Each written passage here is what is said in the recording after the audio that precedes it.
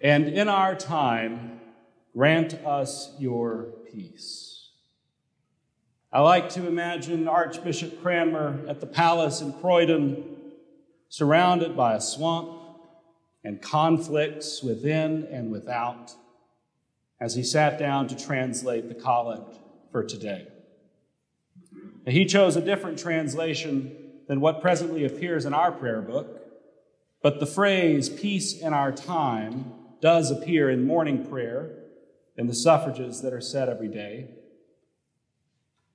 This prayer would see England through some very tumultuous times: Queen Mary, Queen Elizabeth, the execution of Charles I, the restoration of Charles II, the rise of empire during an unprecedented century of peace in the Victorian era, the fall of the empire after World War I. But perhaps the phrase's most infamous usage was by Neville Chamberlain after brokering a peace deal with the Nazis that was broken not even a year later, leading to World War II. In our world today, we are seemingly surrounded by a lack or loss of peace. Except for a few bright instances, it appears that not much has changed since Archbishop Cranmer sat in his library in the swamps at Croydon.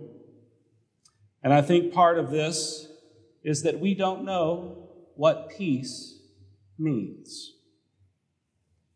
As Martin Luther King once said, peace is not the absence of conflict, but the presence of justice. Peace is a positive attribute, not a negative one. It is defined by what is, not by what is not. But thankfully, we worship a God who, as St. Paul says, gives life to the dead and calls into being things that are not. Like many of you, I am exhausted by yet another innocent life taken by the hands of state violence. I am exasperated by those who are called, in a supreme irony, peace officers, who are interested in anything but peace. I have not watched the video of Tyree Nichols' murder. The best I could do was to read the transcript. I can't bring myself to watch these public lynchings, these heinous acts of deliberate violence continually perpetrated by those who have sworn to protect and serve. And this violence will beget yet more violence. As a society, we will not learn that peace in our time will not come at the end of the barrel of a gun.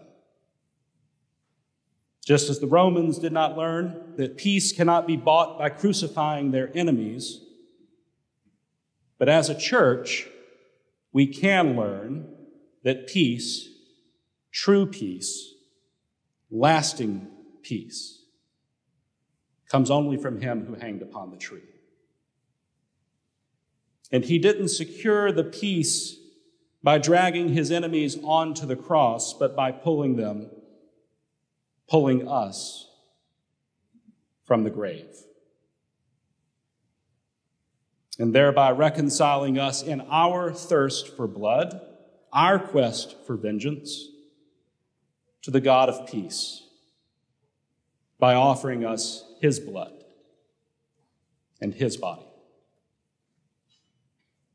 And it is by imitating him, our King and our pattern, as the hymn we sang just said. It is by imitating him, by offering ourselves, our souls and bodies, in the pursuit of his peace.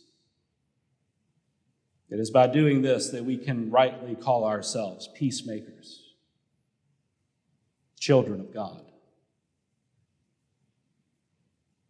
Bless the dead, O God. Have mercy on us sinners, and grant us your peace in our time.